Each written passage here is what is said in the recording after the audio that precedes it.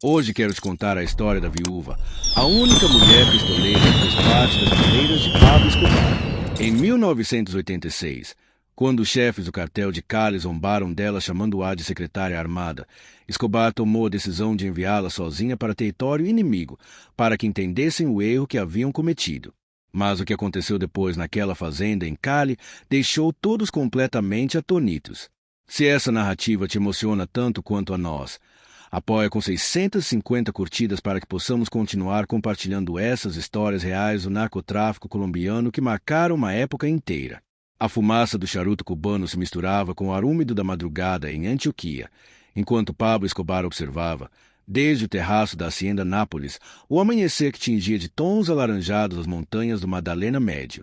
Era março de 1986 e o poder do patrão se expandia como uma teia invisível por toda a Colômbia, controlando 80% da cocaína que inundava as ruas de Miami, Nova York e Los Angeles. Patrão, a voz rouca de Gustavo Gaviria, seu primo e braço direito, rompeu o silêncio da manhã. Chegaram notícias de Cali. Escobar girou lentamente. Seus pequenos olhos penetrantes se fixaram no homem que havia construído ao seu lado um império de bilhões de dólares. Aos 36 anos, Pablo já sabia que as notícias vindas de Cali nunca traziam nada de bom. Essa cidade do Vale del Cauca havia se transformado no bastião de seus rivais mais perigosos, os irmãos Rodrigues Orejuela e seus aliados, que haviam ousado desafiar a supremacia do cartel de Medellín. E agora, o que foi que esses desgraçados fizeram? Perguntou Pablo, esmagando o charuto contra a mureta de mármore italiano que mandara trazer de Carrara. Gustavo tirou um pequeno gravador do bolso de sua jaqueta de couro. Interceptamos uma ligação entre Gilberto Rodrigues e Pacho Herrera. Escute, primo. A fita começou a rodar com a estática típica das escutas telefônicas. Primeiro soou a voz refinada de Gilberto, o cérebro financeiro do cartel de Cali. Pacho, precisamos acelerar a operação em Medellín. Esses paisas acham que são donos da Colômbia. De acordo, chefe, mas preciso lhe contar algo que me preocupa, respondeu a voz nasal de Francisco Elmer Herrera, mais conhecido como Pacho. Minhas fontes dizem que Escobar está enviando gente nova para o nosso território. Mais pistoleiros vindos dessas favelas.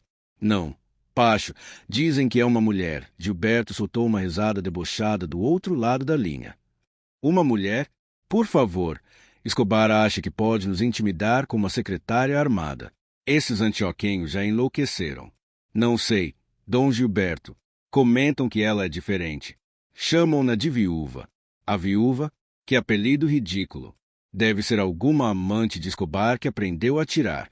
E se isso é o melhor que o grande Pablo Escobar pode mandar, então essa guerra já está ganha.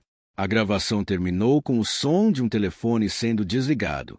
Pablo permaneceu em silêncio por vários segundos, a mandíbula tensa e os nós dos dedos esbranquiçados de tanto apertar a mureta. Quando foi que essa conversa aconteceu?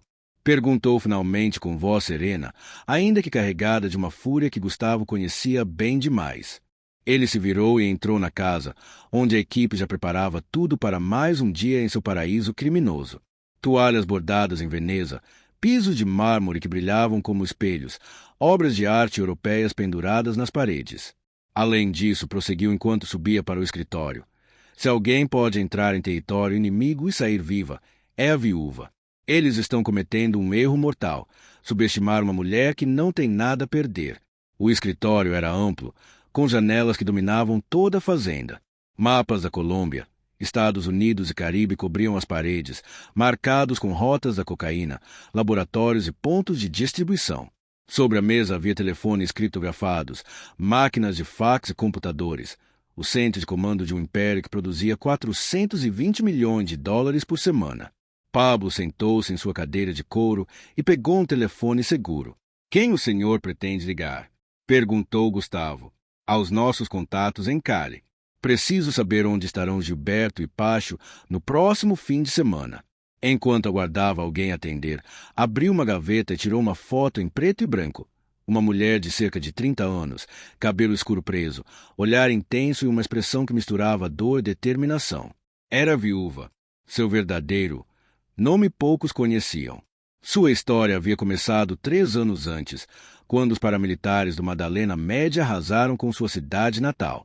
Gustavo disse enquanto alguém respondia do outro lado da linha.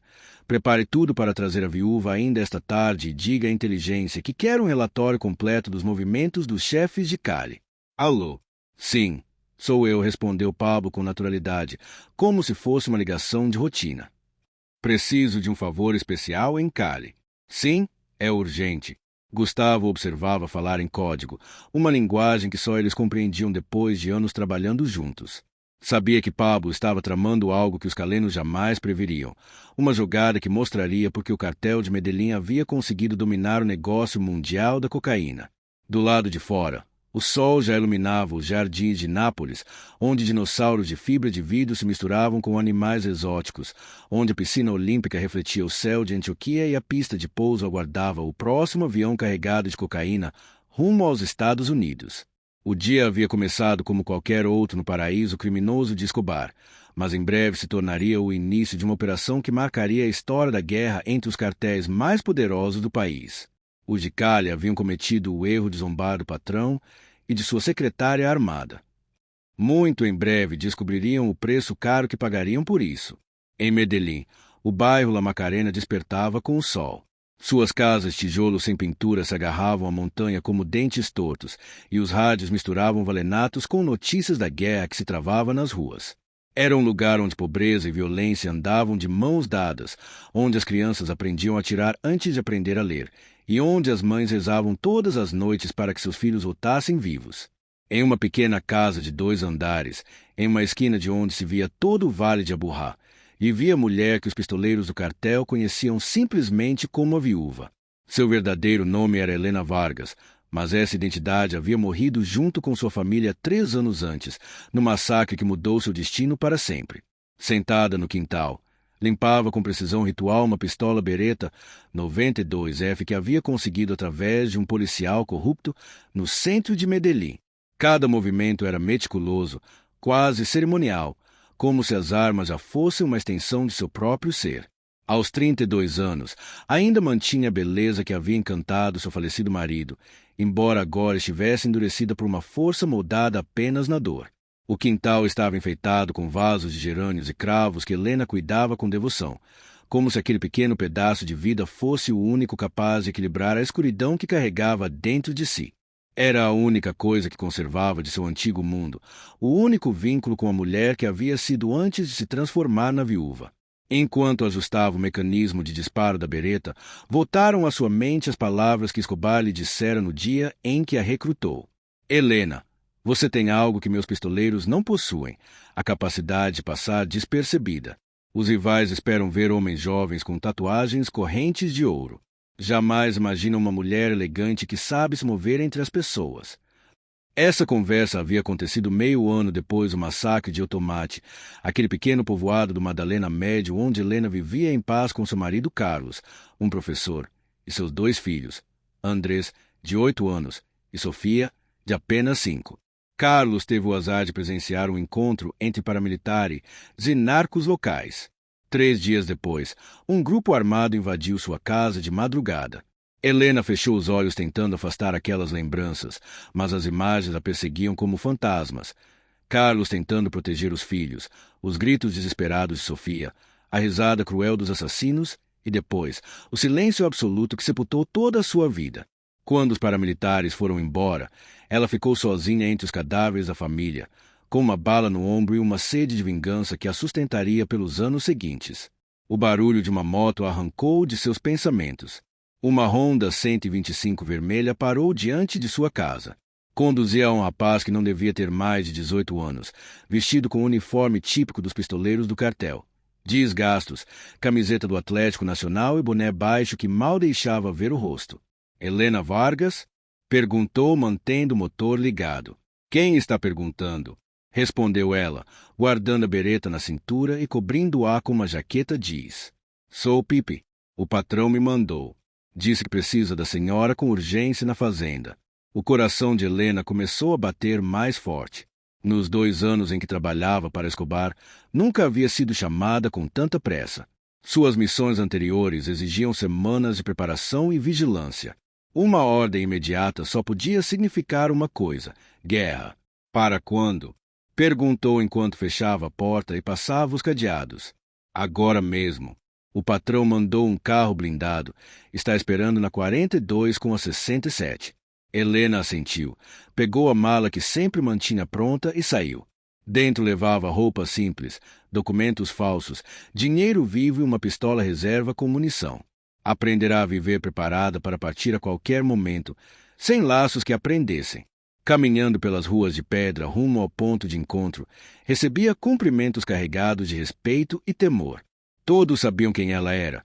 Todos conheciam sua tragédia e entendiam que trabalhava para o homem mais temido da Colômbia. Mas também sabiam que Helena jamais havia tocado em um inocente.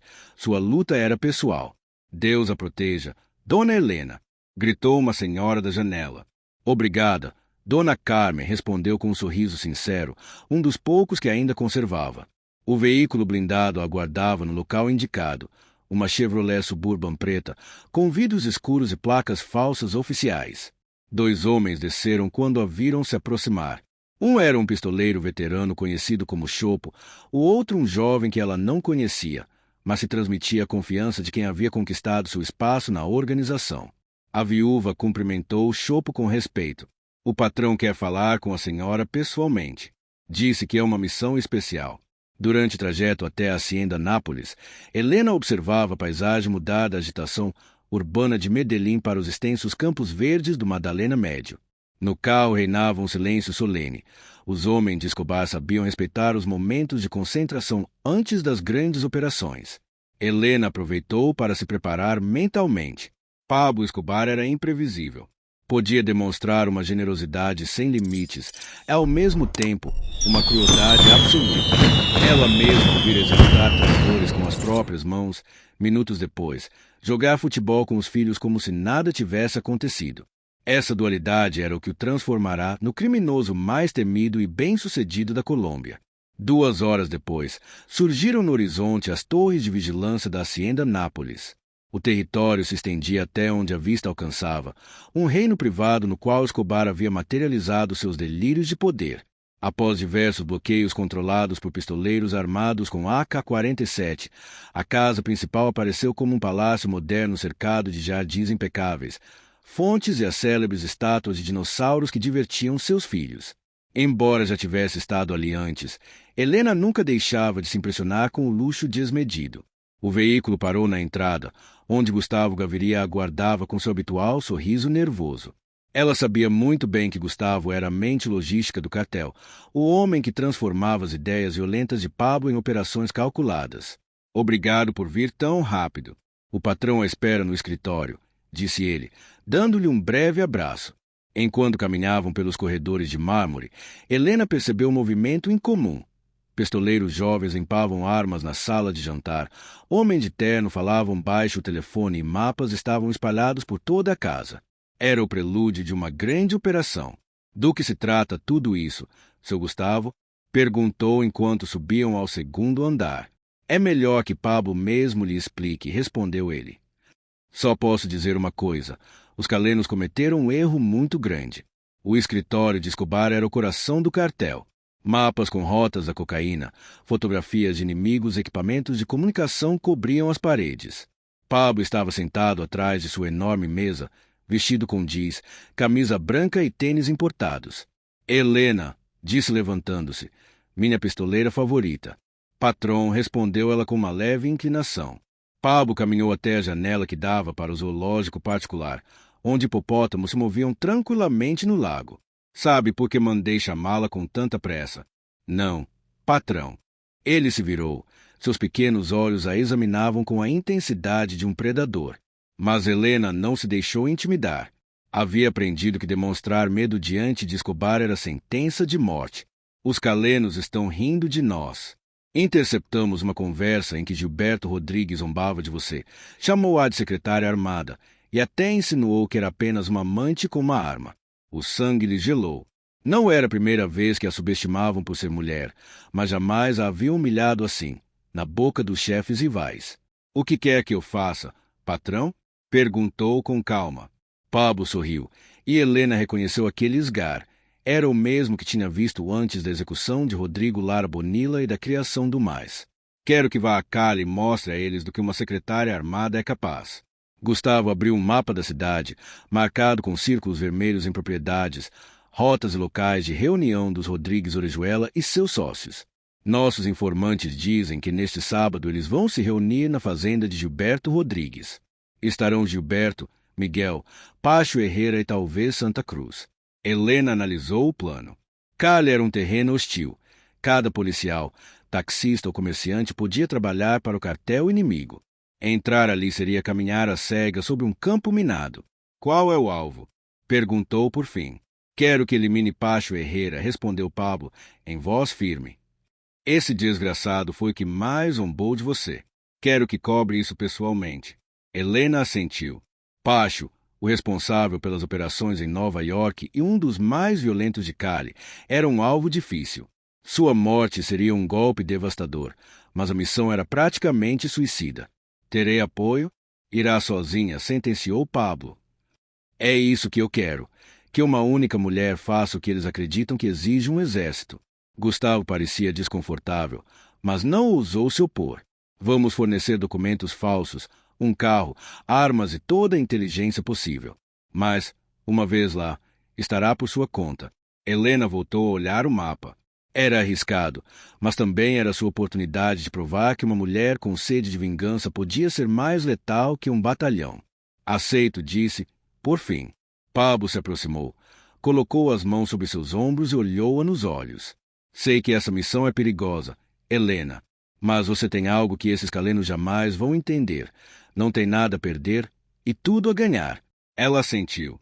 Desde que perderá a família, vivia cada dia como se fosse o último, sem medo de morrer, porque já havia sofrido a maior perda possível.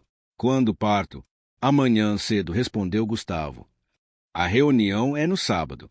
Você tem 4 dias para chegar, estudar o terreno, planejar a operação. Pablo abriu uma gaveta de sua mesa e tirou uma pequena caixa de veludo preto. Entregou a Helena. Um presente, para que não se esqueça do porquê faz isso.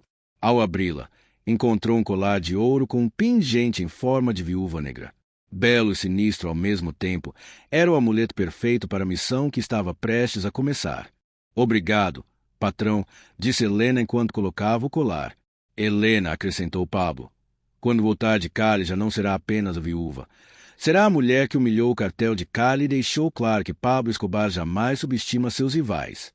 Ao sair do escritório, Helena sentiu a adrenalina percorrer-lhe as veias misturada a uma firme determinação. Os calenos tinham cometido o erro de ridicularizá-la, de vê-la como uma simples amadora em um terreno de profissionais. Muito em breve descobririam o preço alto dessa equivocação. A guerra entre os cartéis estava prestes a tomar um rumo inesperado, e Helena Vargas, a viúva, seria a peça central de uma operação destinada a ficar inscrita na história do narcotráfico colombiano. Se esta narrativa sobre a viúva e sua arriscada missão em território inimigo está te prendendo tanto quanto a nós, seria uma honra contar com o seu apoio. A força de uma mulher que perdeu tudo e encontrou na vingança sua razão de viver merece ser difundida. Se você decidir se inscrever e ativar o sininho, estará fazendo uma grande diferença para nós. Dessa forma, você se une à nossa comunidade de seguidores dessas histórias reais do mundo do narcotráfico na Colômbia. Seu apoio nos permite continuar relatando esses relatos de coragem, traição e sobrevivência que definiram uma época.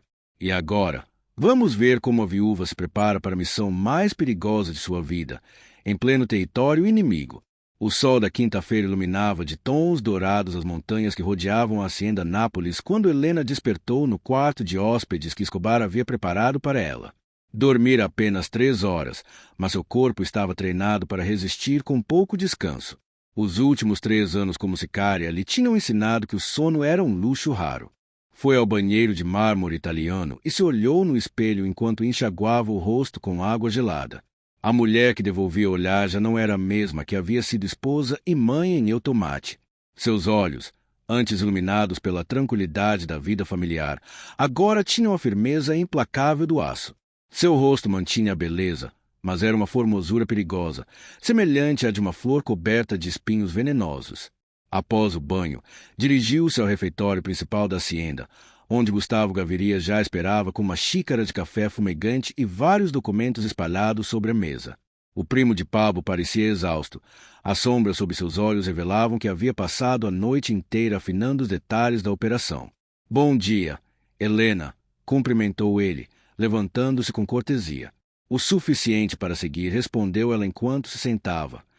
Já está tudo preparado? Gustavo assentiu e começou a mostrar-lhe os papéis. O primeiro era uma cédula falsificada à perfeição, na qual aparecia como Mônica Restrepo, representante de vendas de uma empresa de cosméticos em Bogotá.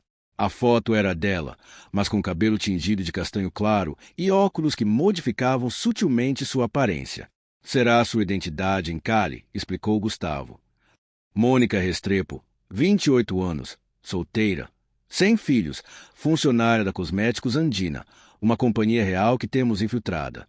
Se alguém investigar, encontrará registros autênticos de trabalho. Helena revisou o documento com atenção. Os falsificadores de Escobar eram os melhores do país. Mesmo diante da polícia, aquela identidade resistiria a qualquer verificação. E a cobertura? Perguntou. Gustavo lhe mostrou uma pasta com folhetos, amostras de maquiagem e cartões de visita. Estará em Cali promovendo uma nova linha de cosméticos para mulheres executivas. Isso lhe dará a desculpa perfeita para se movimentar pela cidade, visitar escritórios e se relacionar socialmente. Helena folheou os materiais. Na juventude, havia estudado arte dramática antes de se casar com Carlos e sabia como encarnar diferentes personalidades. Mônica Restrepo seria ambiciosa, extrovertida e sociável, tudo o contrário da viúva fria e letal que era na realidade. Transporte? Perguntou em seguida. Um Renault 18, modelo 1984, com placas de Bogotá, completamente legal. Está lá fora com o tanque cheio e a documentação em ordem. Dentro encontrará uma pasta com amostras de cosméticos que tem um fundo falso para as armas. Ele também lhe entregou um pequeno controle remoto. Este dispositivo ativa um compartimento secreto no assento do motorista. Lá encontrará uma Walther PPK, 2 carregadores extras e uma faca de cerâmica indetectável nos controles de segurança. Helena assentiu. Escobar nunca deixava nada ao acaso. O sucesso de suas operações dependia da preparação milimétrica. Hospedagem em Cali? Perguntou enquanto guardava os documentos em uma pasta de couro marrom. Hotel Intercontinental, quarto 412, reservado por 3 noites em nome de Mônica Restrepo. É um hotel frequente para executivos e vendedores, ideal para passar despercebida. Gustavo abriu um mapa de Cali com várias marcações coloridas. Os círculos vermelhos representavam propriedades do cartel de Cali, os azuis, rotas de fuga, e os verdes, locais seguros para se refugiar em caso de emergência. A fazenda de Gilberto Rodrigues está aqui, apontou. Chama-se Los Milones e fica no quilômetro 18 da estrada para Jamundi. Tem boa segurança perimetral, mas não é impenetrável. Helena analisou o mapa com atenção. O local estava cercado por canaviais que poderiam servir de camuflagem para se aproximar sem ser vista, embora também dificultassem uma fuga rápida. Que informação temos sobre a reunião? Nossos contatos garantem que será no sábado às 8 da noite. É um jantar social que Gilberto organiza todo mês com políticos e empresários que lavam dinheiro para eles. Ele então mostrou uma fotografia aérea da fazenda, tirada por um piloto subornado. Helena observou a mansão em estilo colonial, os amplos jardins, a piscina e as construções auxiliares. Pacho Herrera sempre chega antes, acrescentou Gustavo. Costuma aparecer por volta das 7 para revisar a segurança pessoalmente e fica até tarde. Helena memorizou cada detalhe. Havia múltiplos acessos, mas também pontos de mais vigilância. E o plano de saída? Perguntou, embora intuísse a resposta. Gustavo a olhou com seriedade. Precisa entender que isso é extremamente arriscado. Após a morte de Herrera, Cali inteiro será um campo de caça. Cada policial, cada sicário, cada informante irá atrás de você. Eu sei, respondeu com calma. Mas preciso saber se existe alguma rota de extração. Temos um contato no aeroporto, um piloto que pode tirá-la da cidade se conseguir chegar até lá. Mas depois do golpe estará completamente sozinha. Helena assentiu. Exatamente o que Pablo queria. Uma missão suicida que lhe permitisse provar que uma única mulher podia infligir mais dano que todo um exército. Nesse instante, Escobar apareceu em roupa esportiva, recém-chegado de sua caminhada diária pelos jardins. Helena o cumprimentou enquanto ele se sentava à mesa. Tudo pronto, patrão? Perguntou. Tem certeza de que quer fazer isso? Ainda pode mudar de ideia. Posso mandar meus homens. Não, patrão. Eles zombaram de mim diretamente. Isso já é pessoal. Pablo sorriu com aprovação. Essa decisão é o que vai mantê-la viva lá. Lembre-se, em Cali não confia em ninguém. Qualquer um pode estar trabalhando para os Rodrigues. Entendido. Escobar caminhou até a janela de onde se via o zoológico particular. Os tratadores alimentavam os animais. E o som dos elefantes encheu o ar. Quando eu começava neste negócio, disse Pablo sem se virar, um velho contrabandista me disse algo que nunca esqueci. Neste mundo, o respeito não se pede, se toma. Os calenos erraram ao lhe faltar com respeito. Agora você vai mostrar a eles as consequências. Helena juntou suas coisas. Era hora de se transformar em Mônica Restrepo, a vendedora de cosméticos de Bogotá que, na realidade, era a sicária mais perigosa do cartel de Medellín. Alguma mensagem que queira que eu dê a Pacho Herrera antes de matá-lo? Perguntou com um sorriso gelado. Escobar soltou uma risada genuína, um privilégio reservado a pouquíssimos. Diga a ele que a viúva manda lembranças em nome de todas as secretárias armadas do mundo. Gustavo acompanhou até o Renault 18 que a aguardava no estacionamento principal.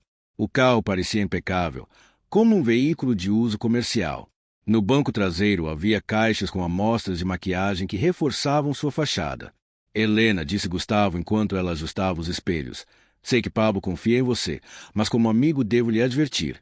Essa missão é quase impossível. Eles controlam cada canto de Cali.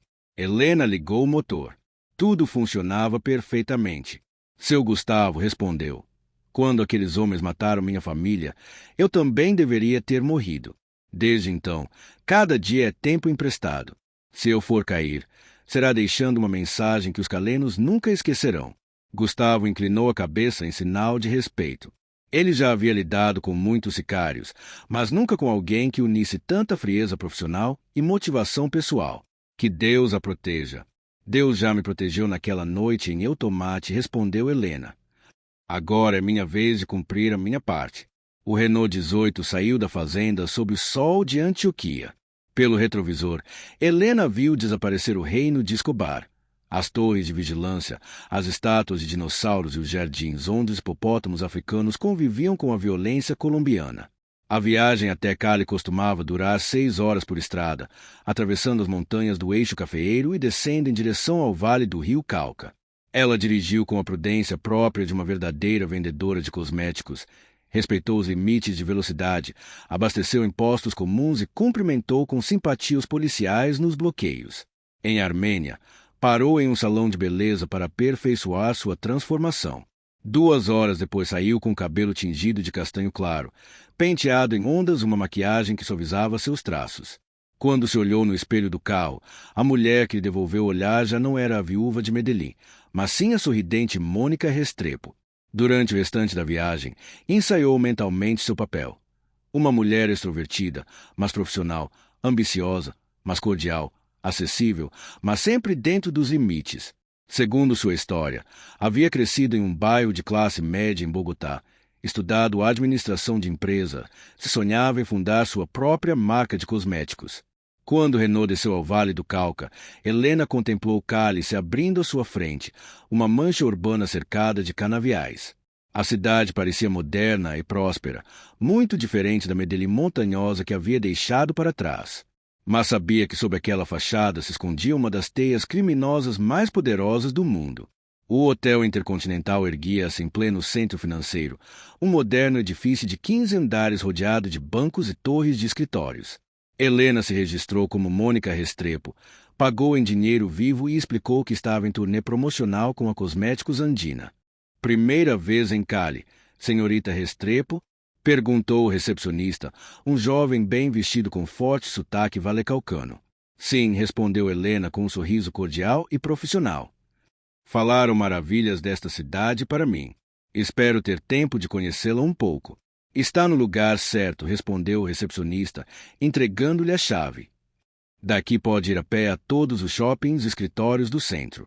E, se procura diversão noturna, a Zona Rosa fica a apenas 10 minutos de táxi.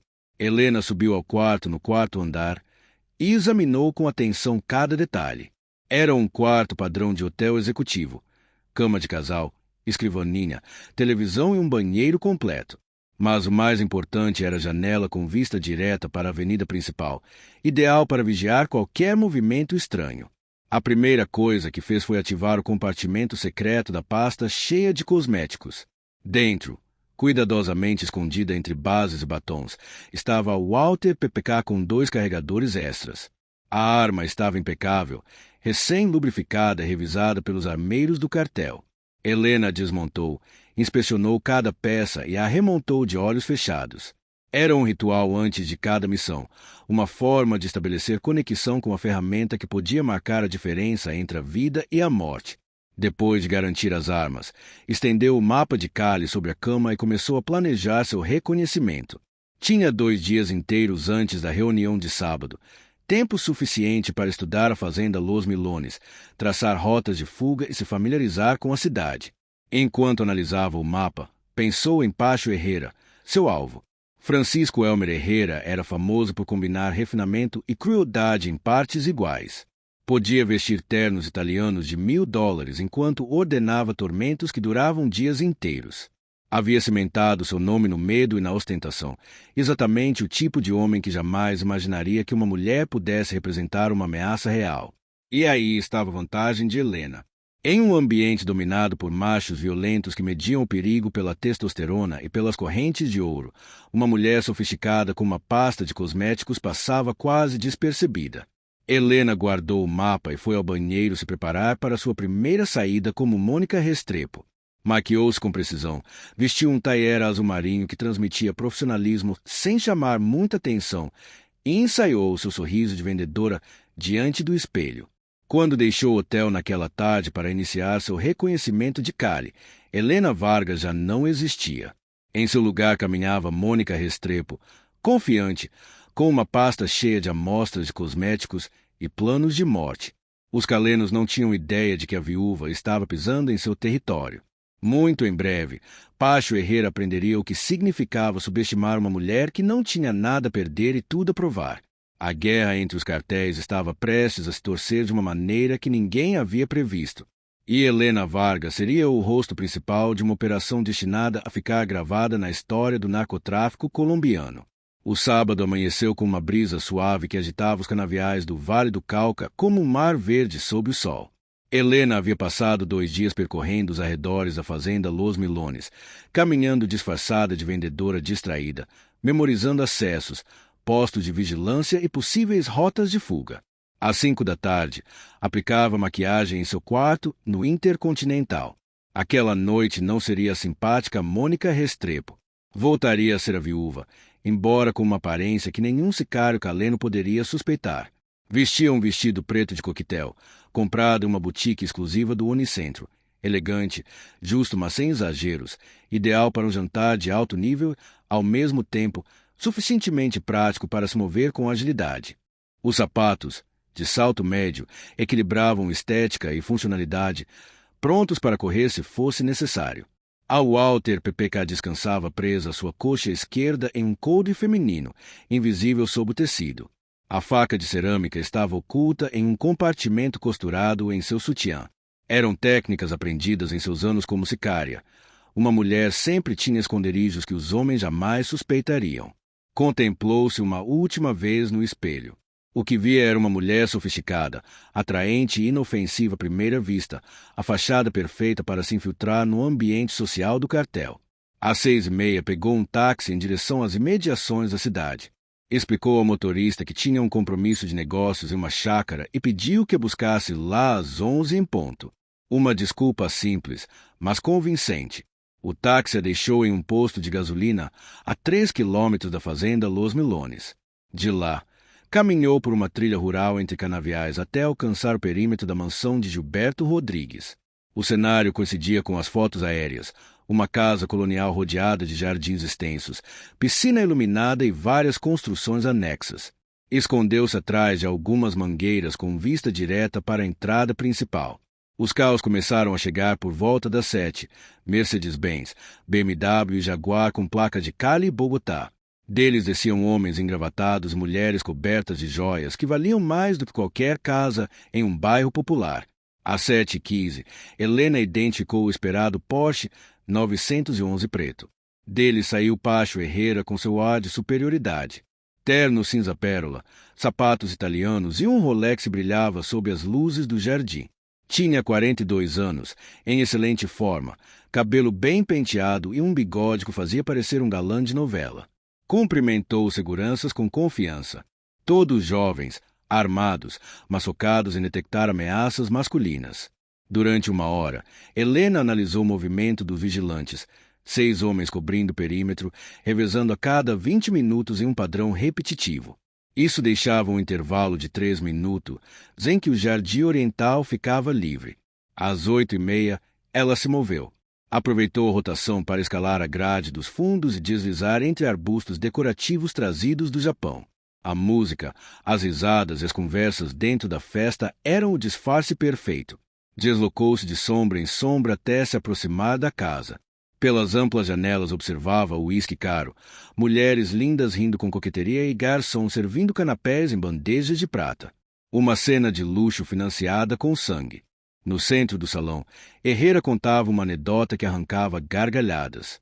Então eu disse a esse paisa: "Olha, Pablo, aqui não é Medellín. Aqui as coisas se fazem com classe, não com bombas."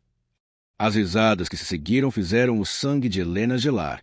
Ela contornou a mansão até encontrar o terraço dos fundos com acesso direto ao escritório privado de Gilberto. A inteligência do cartel de Medellín garantia que Herrera costumava se retirar ali durante as festas para ligações particulares. Esperou oculta atrás de uma fonte ornamental. Às 9h15, sua paciência deu fruto. Herrera saiu com o telefone sem fio na mão, visivelmente irritado. "Alô?" "Sim, sou eu", disse afastando-se em direção ao escritório. "Não, nada de Medellín ainda. Esses paisas andam calados demais." Helena avançou silenciosa, aproveitando-se de sua distração. Movia-se agachada, usando as colunas como cobertura. O coração batia forte, mas sua mente estava fria, precisa. Chegou até a porta do escritório, deixada entreaberta. A luz suave de um abajur projetava sombras alongadas, ideais para se ocultar. "Olha, não me importa o que diga esse filho da puta", rosnou Herrera. "Se ele quer guerra, vai ter. Mas que saiba que aqui em Cali não somos como esses sicários de esquina que ele manda." Era a frase que Helena esperava. Sacou a Walter PPK, entrou silenciosa como um espectro e se aproximou a 2 metros de seu alvo. "Pacho", disse com voz baixa e firme. Herrera girou, surpreso. Ao vê-la com a arma apontada, seu rosto oscilou entre o medo e uma fascinação mórbida. Com calma, desligou o telefone. "Quem é você?" perguntou contendo o tremor. "Sou a secretária armada da qual você zombou", respondeu Helena com um sorriso gélido. "Sou a amante que aprendeu a atirar." A compreensão surgiu em sua face. A viúva sussurrou. Tentou negociar, oferecer dinheiro, até território. Helena o interrompeu. "Isto não é por dinheiro nem por poder. É por respeito. Vocês me ridicularizaram. Pensaram que uma mulher não era perigosa. Hoje vão aprender o contrário." Em uma última tentativa desesperada, Herrera buscou uma pistola em seu tornozelo. Helena já havia previsto. Puxou o gatilho 2 vezes, um tiro no peito, outro na cabeça. O corpo desabou sobre a escrivaninha. Com os olhos abertos em surpresa eterna, colocou sobre ele uma nota breve. Com carinho, a secretária armada. PS, lembrança de Pablo Escobar. A música de salsa dentro da mansão abafou os disparos. Tinha minutos para escapar. Guardou a arma e saiu pelo terraço, lançando um último olhar ao cadáver do chefe Caleno. "Isto é por Carlos, Andrés, Sofia, e por todas as mulheres que vocês menosprezaram", murmurou antes de desaparecer pelos jardins. Em 5 minutos já havia alcançado o perímetro sem ser detectada. De volta ao posto de gasolina, sentia uma mistura de alívio e vazio. Havia cumprido a missão e vingado a afronta. Agora já não era apenas mais uma sicária. Era a mulher que humilhou o cartel de Cali. O táxi a esperava. Durante o trajeto ao hotel, contemplou as luzes da cidade se estendendo como estrelas caídas sobre o vale. Como foi sua reunião de negócios, senhorita? Perguntou o motorista. Melhor do que o esperado, respondeu com um sorriso verdadeiro. Acho que fechei o contrato mais importante da minha vida. No quarto do Intercontinental, ela tirou o vestido, tomou banho e apagou qualquer vestígio de pólvora. Arrumou tudo com cuidado.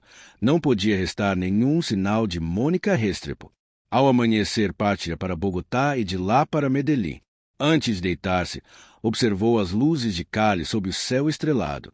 Ninguém na cidade suspeitava que um de seus chefes mais poderosos jazia morto. Muito em breve, toda a Colômbia saberia. Helena Vargas, a viúva, acabará de provar que a vingança não tem gênero e que subestimar uma mulher podia custar a vida. Mas também sabia que aquilo era apenas o começo.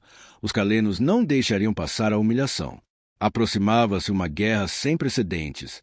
Ao fechar os olhos, sorriu pensando na expressão de Gilberto Rodrigues ao receber a notícia. Alguns erros se pagam com sangue. E os calenos acabavam de receber a fatura mais alta de sua história.